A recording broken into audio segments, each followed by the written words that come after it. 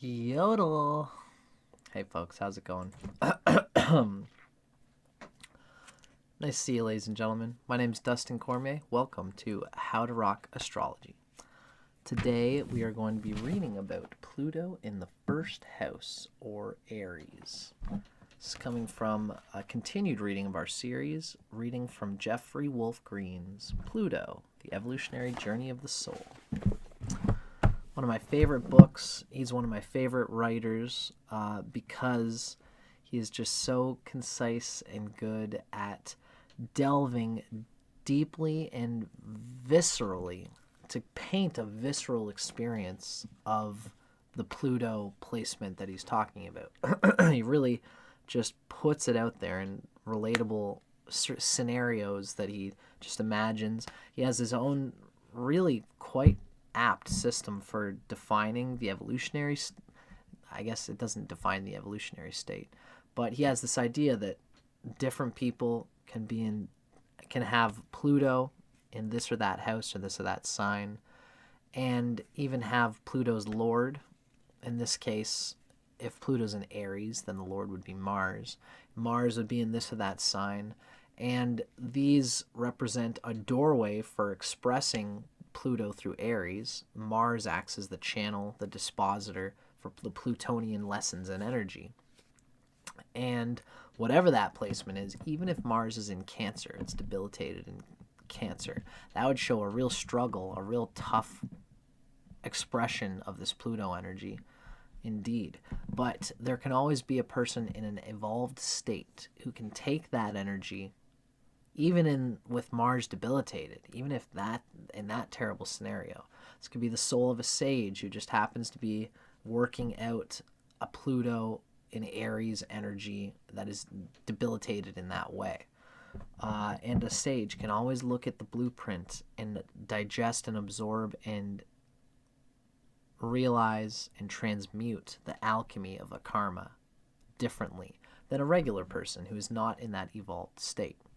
And Jeffrey Wolf makes constant reference to these evolutionary states in his readings. So it can be quite involved, but we're going to break it down in a way that can make it relatable for most people. So this is for folks who have Pluto in Aries as well as Pluto in the first house, in which case whatever planet rules the ascendant, the first house, that will be the planet that is the dispositor of Pluto, that will represent the planet that is the lord of Pluto, and through which Pluto operates and acts. But in any case, I'm excited to read this for you folks. And this is a live stream, so if for anybody watching now or for anybody at home, feel free to make a comment, ask a question. I'll try to answer them throughout the reading as best I can. Now let's get into it. This is Pluto, Evolutionary Journey of the Soul. We are talking about Pluto in the first house, or Aries, as written by Jeffrey Wolf Green.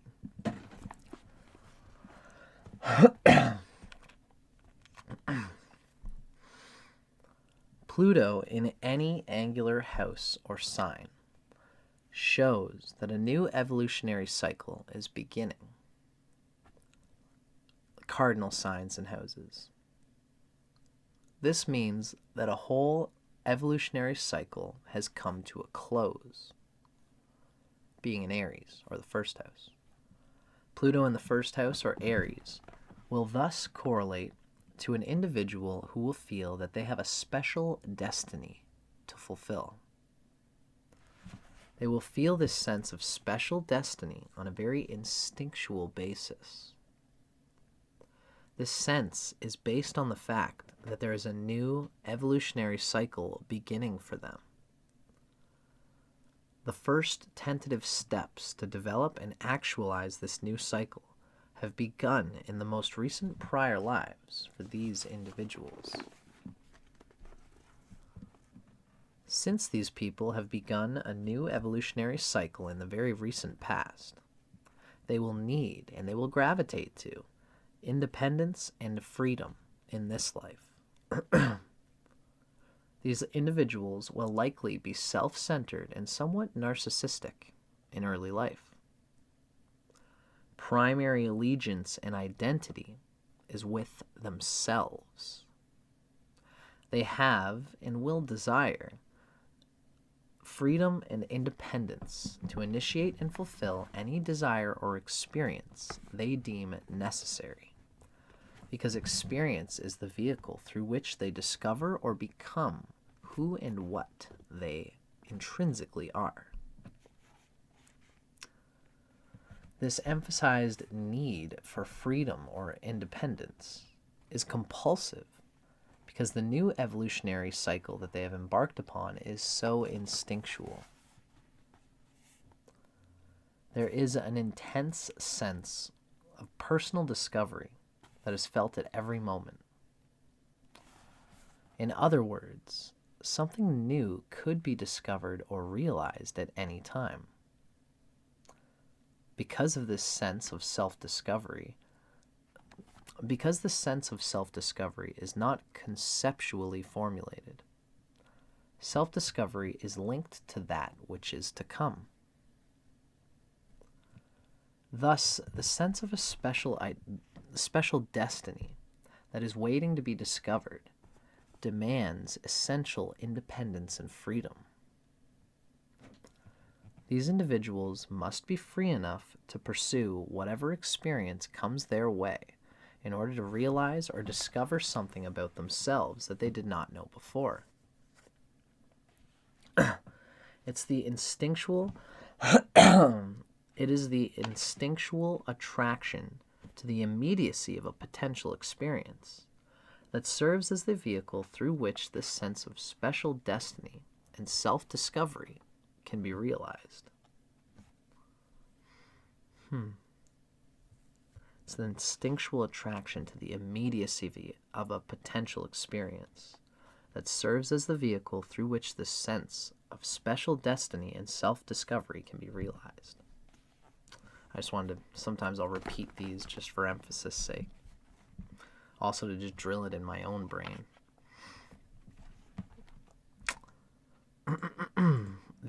The evolutionary intent has been and is to find out something new and unique about oneself.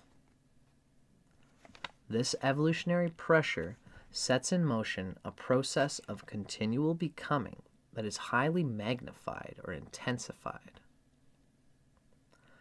The first house and Aries, by their very nature, demand unchecked expression, action, and application. Yet Pluto, by its very nature, seeks security through familiarity. Pluto needs perspective and wants to know why prior to the initiation of any action or desire. It's like an unstoppable object meets an unmovable force meets an unmovable object. Unstoppable force being Aries of the first house, the immovable object being Pluto. When these two processes are linked, a natural conflict occurs. On the one hand, these individuals naturally gravitate to independence and freedom, Aries. They claim the right to be free to do what they must do. On the other hand, they can resist the instinctual impulses to evolve beyond what they are at any moment in time. They can resist it and resist the evolution of this pioneering, escapist spontaneity, which they think is breaking them free. But how do you break free of the neuroprogrammed habit of breaking free? That's part of the weird game that this person has to play. If you truly want to break through, if you truly want to be spontaneous, at some level you've got to break through your individuated sense of spontaneity and include the wisdom of others, of the world around you, of institutions, of society, of civilization. of more than just your own psychological limits and habit patterns. The result, on a cyclic basis, is an identity crisis experienced in varying degrees of magnitude. Loss of perspective can occur whenever these individuals cyclically implode upon themselves. Implosions result when the evolutionary desire and pressure to forever move forward through one experience after another meets the intrinsic resistance of Pluto to secure and maintain that which one already is, familiarity and the known. The identity crisis that occurs is thus based on the simultaneous sense of stagnation, limitation, and resistance in terms of what the individual already is, and the need to eliminate these restrictions by initiating new experiences or actions. The need for new experiences will have the effect of creating insecurity with respect to what the individual already is and how he or she has structured his or her life. Again, these instinctual evolutionary desires to grow, evolve, and move forward do not manifest in well-formulated thoughts, concepts, or ideas about what to do. They simply manifest as an intense instinctual impulse to do something, anything, that will create the necessary movement that allows for a continuation of self-discovery. The natural resistance of Pluto, when linked to the instinctual impulses to change, can result in feelings of inner frustration and anger that can be very intense. Often this anger is projected upon others who are seen as the source of the restriction, the stagnation, or the problem. In extreme cases, the potential for physical violence exists. The polarity point of Pluto is the 7th house, or Libra. It's the opposite. It's the integration point.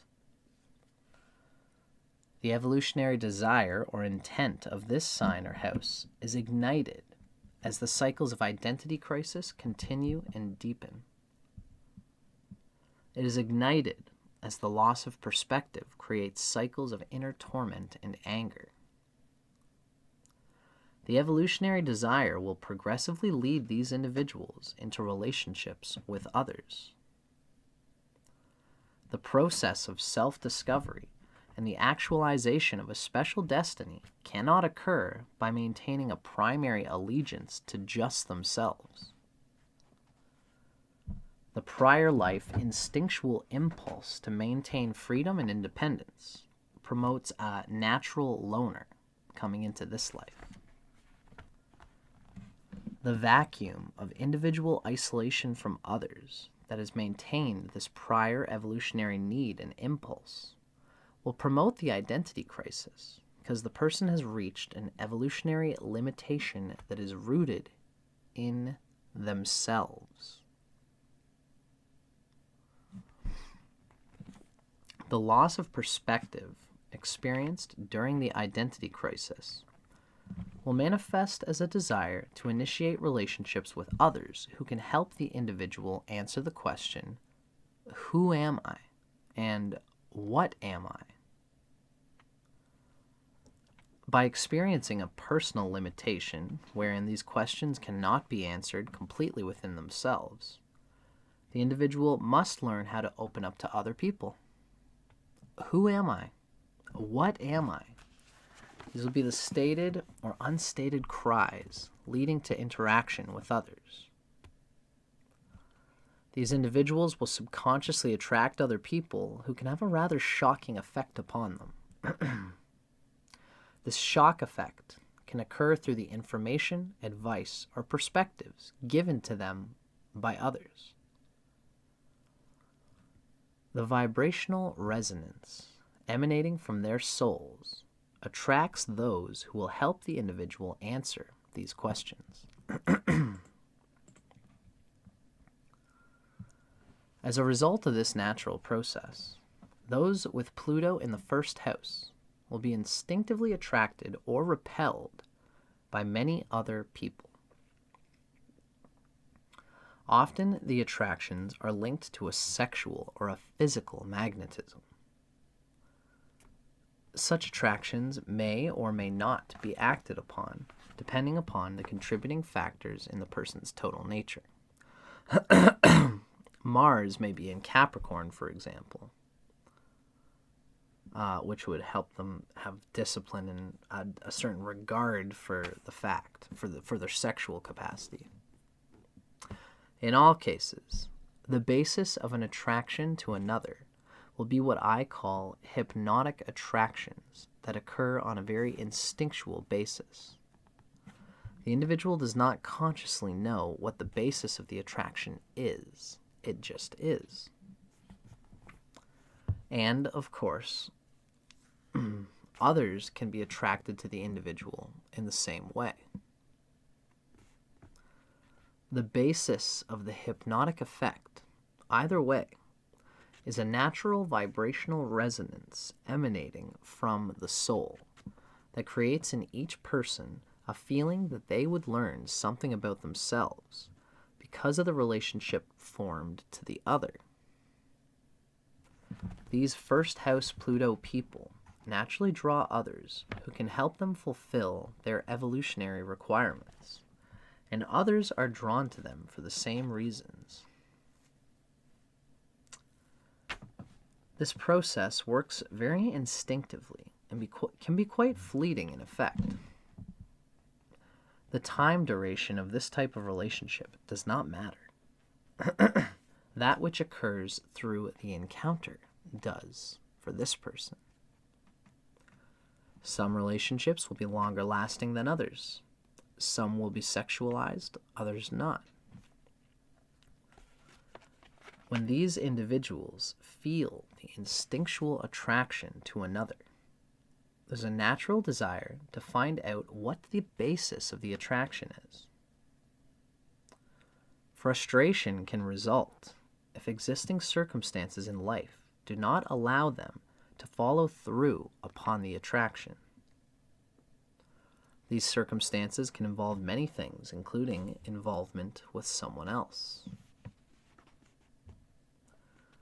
When these individuals feel instinctively repelled by others, they may also almost totally deny that person's existence.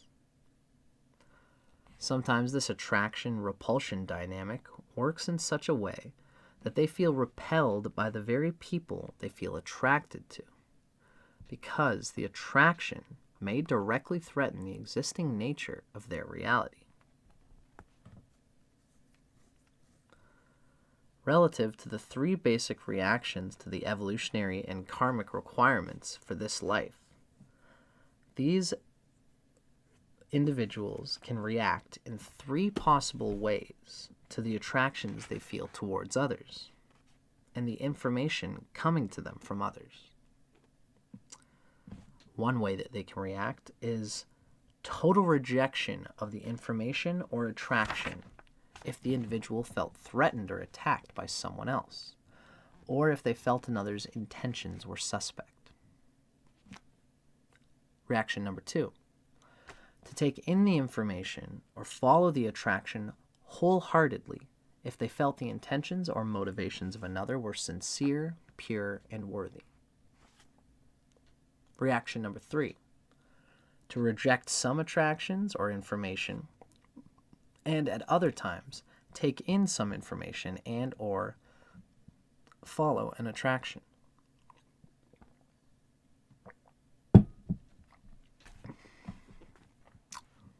As the life unfolds, first house Pluto individuals also come to realize or desire that they want and need to be in an intimate relationship on a sustained basis, not just brief and intense encounters.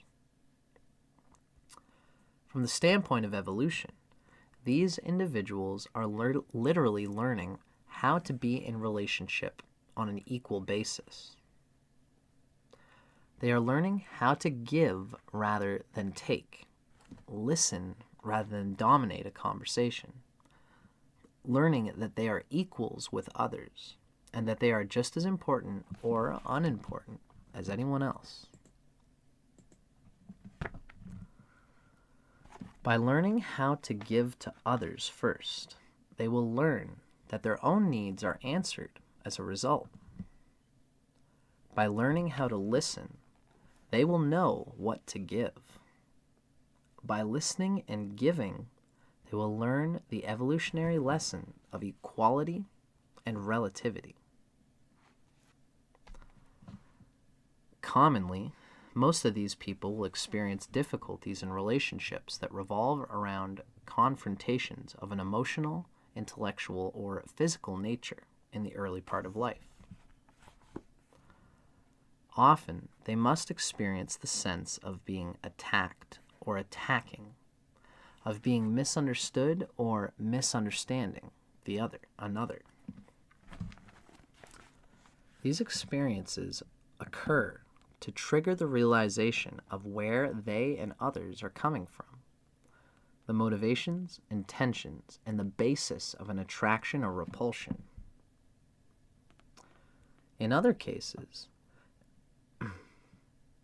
intense confrontations may occur through which these individuals experience the sense of not having their needs met by another, or of another confronting them because their needs are not met by the first house Pluto person. The reasons for these types of confrontations are the same: to promote lessons of equality, of giving, of listening, to fulfill another's needs before one's own, to promote the awareness of one's intentions, motivations, and the awareness of changing needs. It's huge, the singularity point of Aries is just forever and infinite, eternal singularity. It's the breaking things down into a progress, seeing yourself in the context of an evolving process is something difficult for the single-pointedness of the Pluto and Aries person to see. So for them to understand and digest and fully be in the fact that change requires transformation can be a hard thing for them to stomach until, at least consciously. They can stomach it if they go blindly into it. At least that's their instinct. But what needs to be done is that they need to be able to go into it while still seeing it in themselves evolving in context, going into anything and everything they want to do, but seeing themselves evolving in context with others, being willing to transform, because that's secretly the apple seed that holds the tree that they're trying to become. Those with a first house Pluto, or Pluto in Aries, will react in one of three basic ways to the evolutionary intent implied in the above experiences. At different times in life, an individual may experience each one of these reactions. Number 1, to seek out relationships in which they are the dominant force, which leads to an unequal situation. They subconsciously attract this situation because it will ultimately guarantee a separation from that relationship. This type of situation maintains the need for freedom, but does not meet the individual's evolutionary needs. The desire for freedom, thus separation, dictates or creates such a relationship. For the very same reason, these individuals may reject or repel relationships altogether. In this case, they fear becoming overly embroiled in another's demands and needs. If they become overly involved in another's needs, they would consider such situations as potential detours that interfere with their own desire to actualize their special destiny. Some individuals in this reaction will pop in and out of relationships as the desire or need dictates. The identity crisis is now whether or not to be in relationships as cycles of personal limitation and stagnation occur. So that was reaction number 1. What's reaction number 2 in this situation? Reaction number 2 is to seek out relationships in which they are being dominated, which also leads to an unequal situation. This is an extreme reaction to the desire to return to the source and is usually caused by an old karmic pattern that has led to subconscious guilt. The guilt is usually based on the subliminal knowledge of being overly egocentric and very manipulative in other lives. Thus, there's a need to atone for the guilt. This is accomplished by drawing the type of partner who is totally dominating by nature. They dominate by compulsively confronting and pointing out the individual's weakest areas. This type of partner presents him or herself as the individual who will reconstruct or reformulate the first house Pluto person according to his or her idea of how these individuals ought to be. That was number 2, second possible reaction. Third possible reaction is to seek out relationships that contain the potential for equality, with each partner giving and receiving in equal ways, each partner helping the other to understand themselves in open and non-defensive ways, and each partner allowing for independence in the other. Each would value commitment to the other and the relationship. Each partner would desire to define the relationship in new ways and be open enough to let the relationship evolve and change forms as necessary.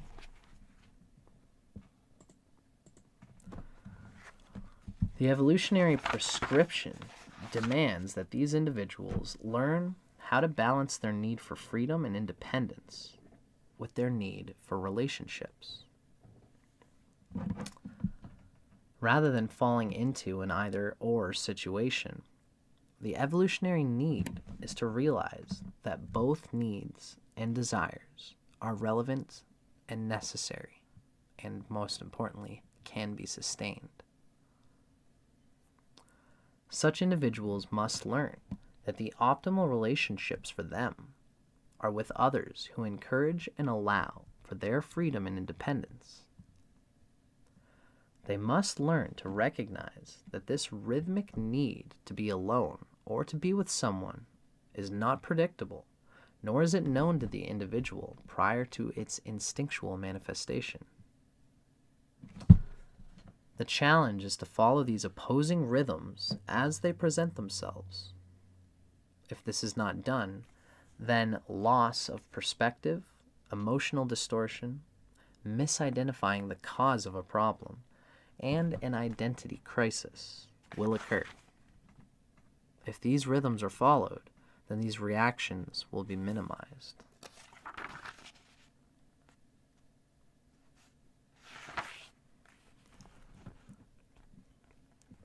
Because the first house Pluto person is in a new evolutionary cycle, the individualizing impulses manifest on a very instinctual basis. These people will not know the reason of these desires, nor how to explain them or account for them in a conceptual sense. As a result, they feel less competent than others at explaining themselves, their actions, their needs, and who they are. Negatively, this dilemma can create a situation in which the individual adopts someone else's values and beliefs. This inevitably leads to an extreme reaction in which the individual rejects those beliefs at some point. In this reaction, the individual retreats into isolation in order to recover or discover who they are as an individual, independent of what they have allowed themselves to adopt. Yet, because the evolutionary pressure is to be in a relationship, the person ultimately reacts against this isolation and still seeks out relationships. This process will keep on repeating until the person realizes that comparing him or herself to others in this way is not productive. Then the person will seek out relationships with others who listen to and encourage their individual self-discovery as it occurs, rather than forming relationships to others who try and dictate who and what they are, or try to make them into something that they cannot be. Positively, these first house Pluto people manifest the courage and will to be different, to strike out on their own in a leadership capacity, and to serve as examples to others that they too can assert their right of individuality in the ways that they deem necessary. This is the Minerva aspect, bringing the fruit of that obsessive emphasis on the first house. Eventually you learn to have a deep imprint of self-reliance, self-truth, but catering that instinct, catering that outgoing impulse with its integrated polarity point, its opposite, being the 7th house in Libra, listening to the other person. Their lives can serve to motivate others to do what they must do in order to realize their own special destinies. Let's utilize an example to illustrate these dynamics and principles. So Jeff Wolf Green always goes into a deep, descriptive example, an illustration of how his conception of all the bits of Pluto's evolutionary structure come together. It's going to show us a little sample chart here in just a moment. Let's utilize an example to illustrate these dynamics and principles.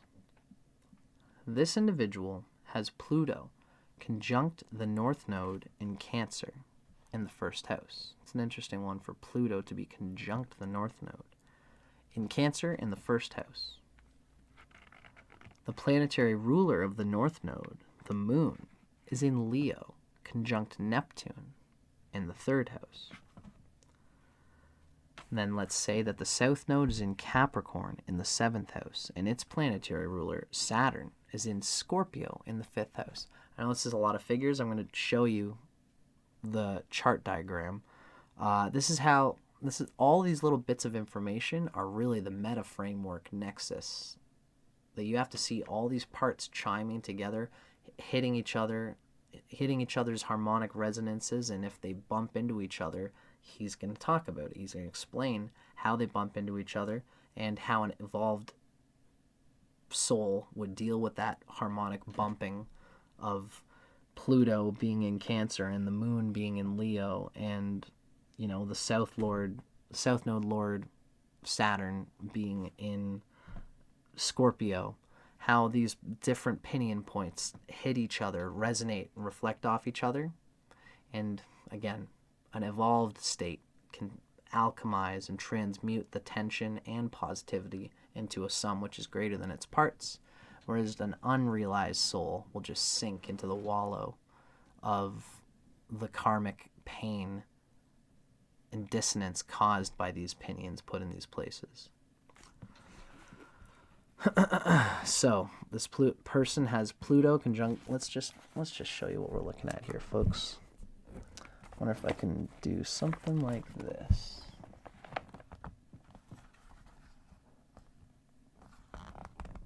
That's our chart, right? Can we see that okay? So we see that we've got Pluto. I'm going to try and make this work here, folks. Come on, you bastard. Any minute now. Hopefully I don't have to waste too much damn time trying to get this perfect. Come on, zoom in. There we go. So here's our sample chart. Pluto is in the first house in Cancer. Come on, you bugger. You were just there. So much of my time is wasted on this. Pluto is in the first house in Cancer, along with the South Node. Is that correct? no, sorry.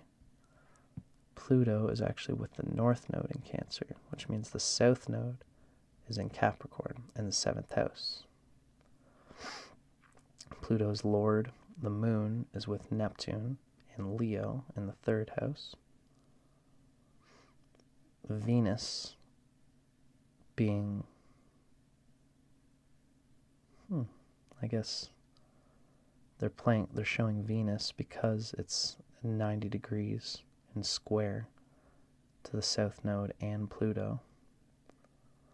And Saturn, the lord of the South Node, the mode of operandum for this chart is in the 5th house in Scorpio. So, sorry, I wish it would not be blurry with my camera, but try to burn these figures in your mind as we go through this example. Okay? I'm going to say it one more time. Pluto conjunct North Node in Cancer in the 1st house. North Node, the planetary ruler of the North Node.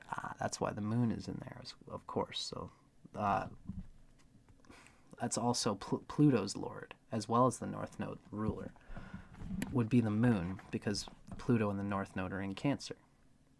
It's a very important figure, and that Pluto is conjunct Neptune in the 3rd house of Leo.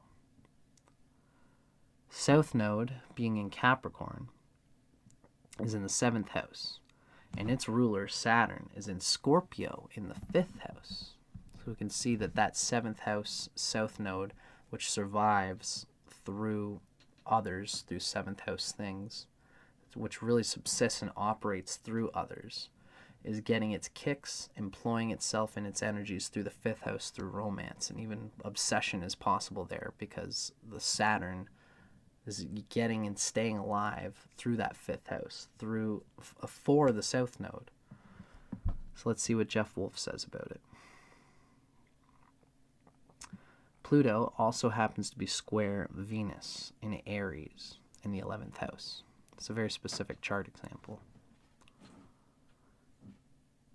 This individual, so the Venus also squares the North and South nodes. By being in Aries, it's square to Capricorn and Cancer. This individual is an American, is in the spiritual evolutionary state. So this is a person who's using these figures in the proper way. Pluto, conjunct the North Node in the 1st house, demonstrates that he has been working within this area of evolution before and is meant to continue.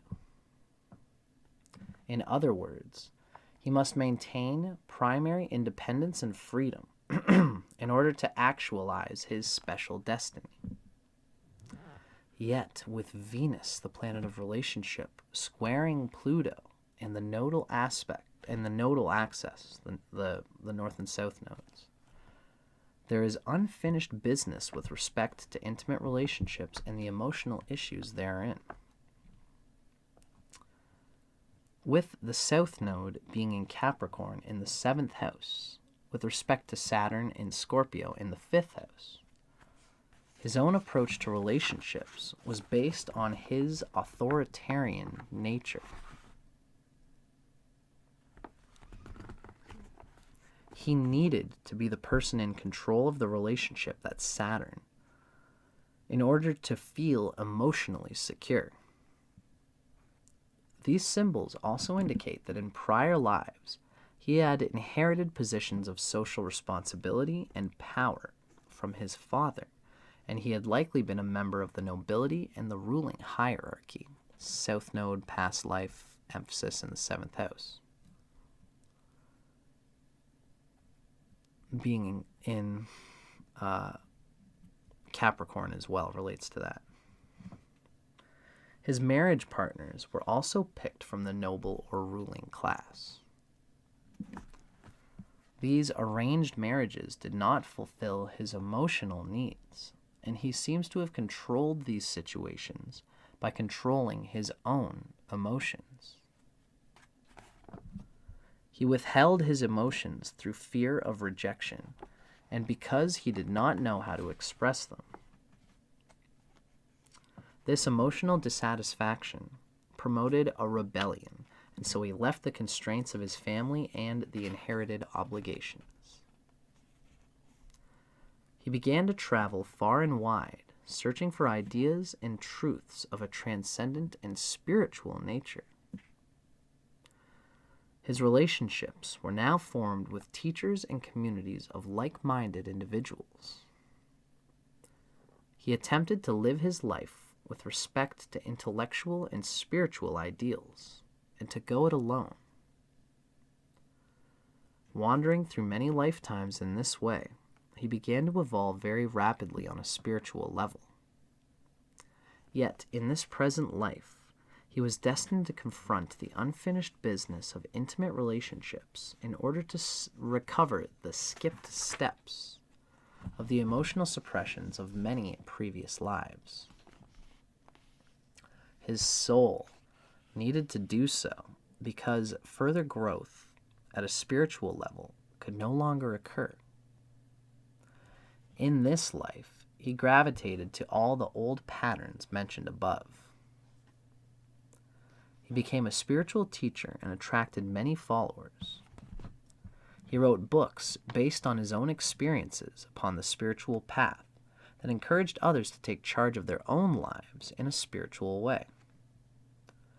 He gave his life totally to these purposes and fulfilled much of his unfinished relationship karma in this way. And yet, it was an ultimately detached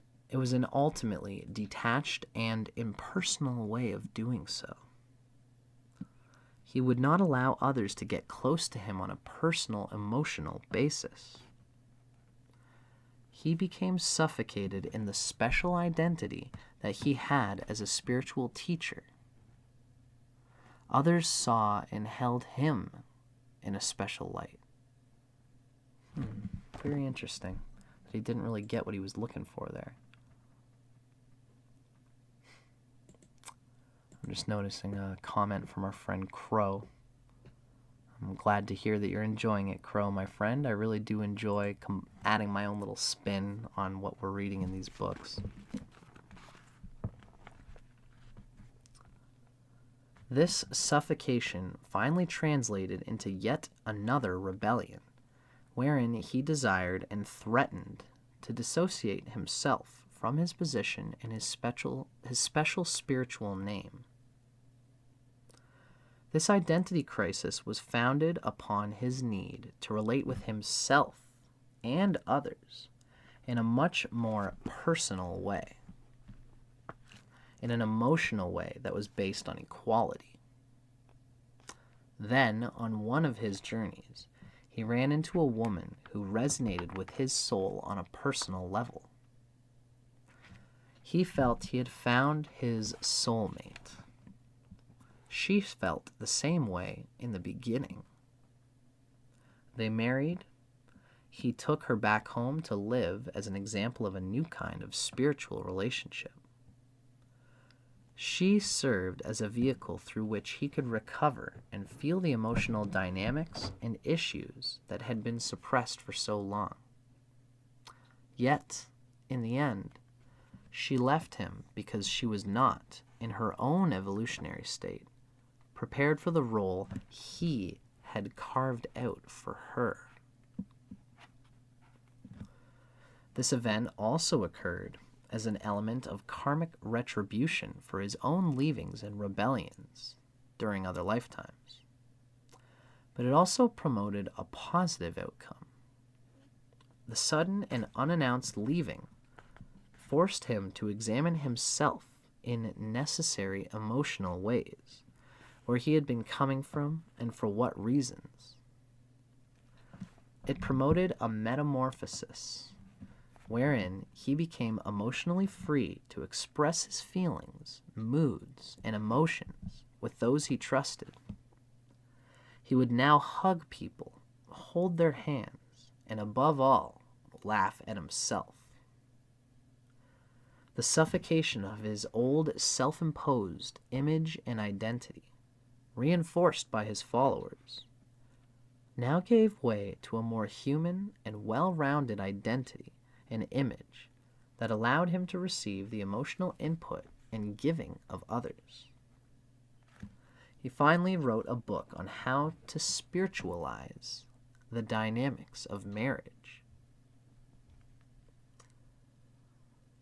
Once these evolutionary lessons have been learned by these first house Pluto people, then their ability to balance their own legitimate needs with the needs of those around them is unsurpassed. This is the Minerva side of Pluto, after you've been obsessing in the house and sign that you're in, that it's been in for so long, having struggles and confrontations and all these kinds of viscerally lived in lessons. Eventually, you've got a deep impression of the outgoing impulse. In this case being self-realization and independence, while in the end also being able to cater that to the necessary relationship listening and communicating that the polarity point inspires. After the evolution of this cycles and after living through it takes place, for Pluto and Aries, their evolved ability to listen to another will allow them to give to another exactly what they need. In so doing, they will attract to themselves others who will have the capacity to give to them that which they need. They have intrinsic courage and capacity to break new ground in whatever aspect of life that they apply themselves to, and can give courage to others to do the same thing. The Minerva aspect of Pluto at its best, at its brightest, can have just as much deep power going upwards positively spiritually as it had to wrench the person down into the pits of hell.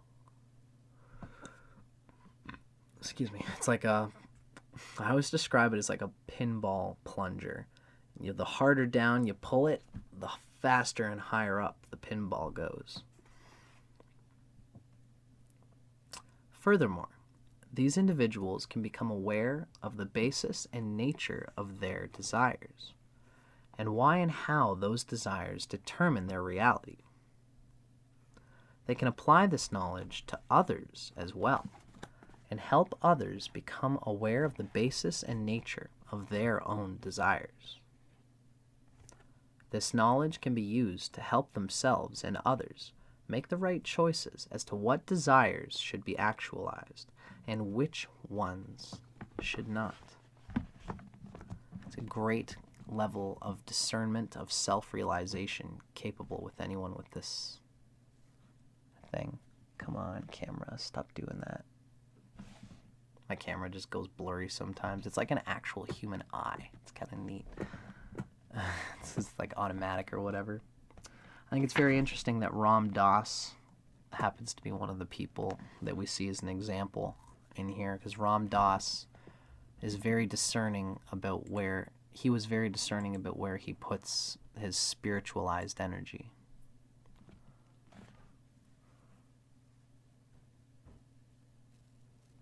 Nice. My friend Crow says that you appreciate all I've done and had to say, and that I keep doing this thing, including reading works from other books and authors, because that's the best way to get astro lit. Glad to hear you say that, Crow. Thanks for watching, pal. And I'm glad that you're enjoying this, because I love doing it, and I love reading it and absorbing the information with you guys just as much as I love giving. Now, before we end, folks, some common characteristics of the first house Pluto types are the following.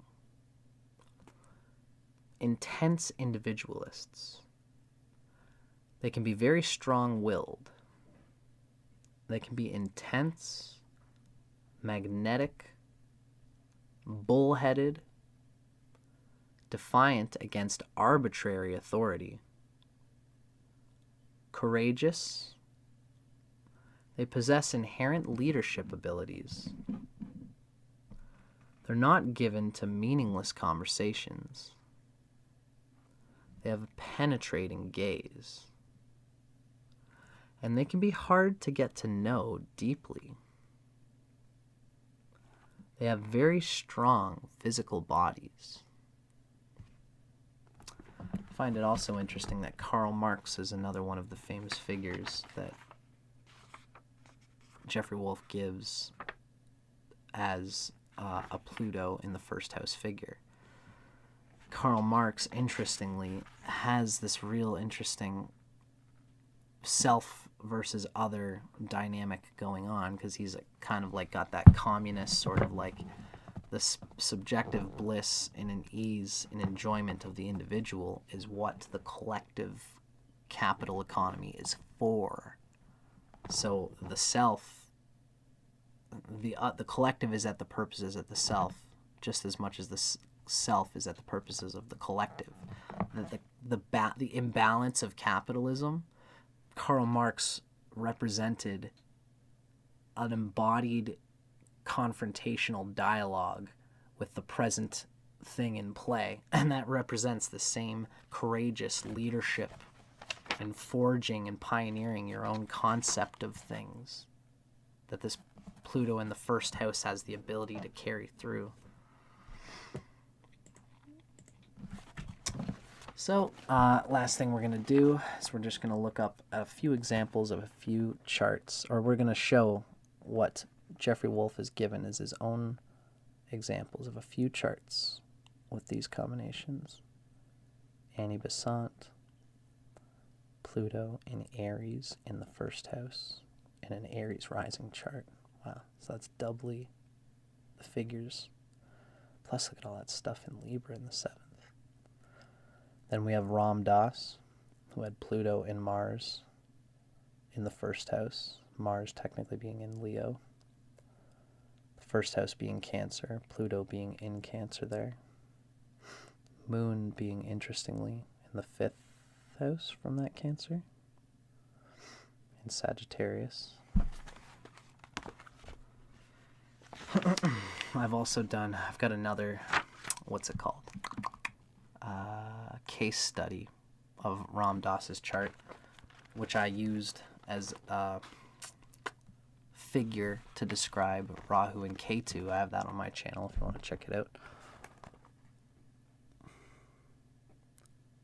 Here we have Prince Andrew and Prince Charles, both being Leo risings, both having Pluto in the first house, although Prince Charles being the one with Pluto in Leo as a Leo rising.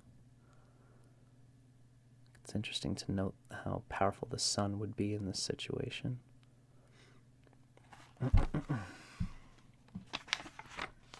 And the last one, old, plucky, reliable Karl Marx, having Pluto in Pisces as an Aquarius ascendant, and that Pluto in Pisces still being well behind the second house cusp.